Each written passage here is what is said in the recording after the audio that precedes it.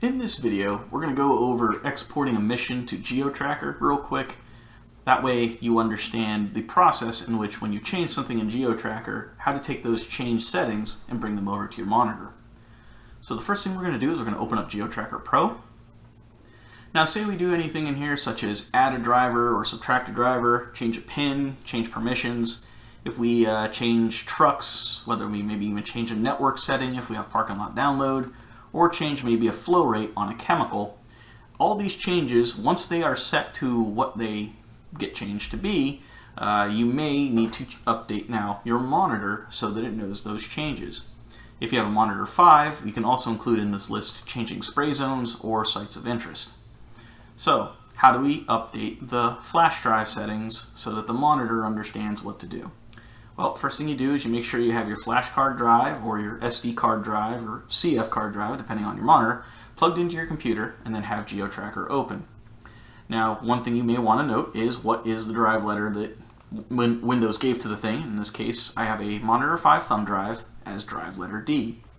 Alright, so I'm going to update my settings on my monitor 5 by simply going to Mission, go to Export, make sure that the output device is correctly set to the monitor you're sending it to, in this case monitor 5. So make sure that you have the truck that you wish this thumb drive to be set to. This is not indicating what it is, this is indicating what you're setting it to. Same thing with the chemical. This is indicating what chemical you're going to set this thumb drive to. The drive letter, that it matches the drive letter, which we already established was drive letter D. And you can double check, if the flow rates and everything for that chemical look right, and they do.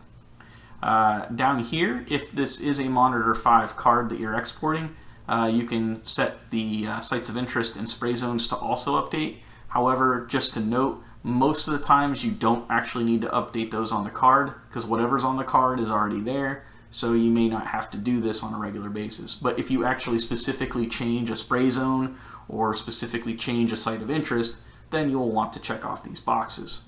Once you have all this set to where you want it, press OK. And hopefully you get a mission exported successfully message. Again, press OK, and if you were to check your actual thumb drive here, you'll note that the changes that were made will now appear on the card. So if you go into D missions, you'll see that all the network settings are set to where they're supposed to be, the chemical settings are set to where they're supposed to be, and the truck settings are set to where they're supposed to be. And if I updated any drivers, if I go into D params and drivers, you'll see that they're in there as well. So that's it for this video. On the next video, we're going to go under importing missions. Thanks for watching.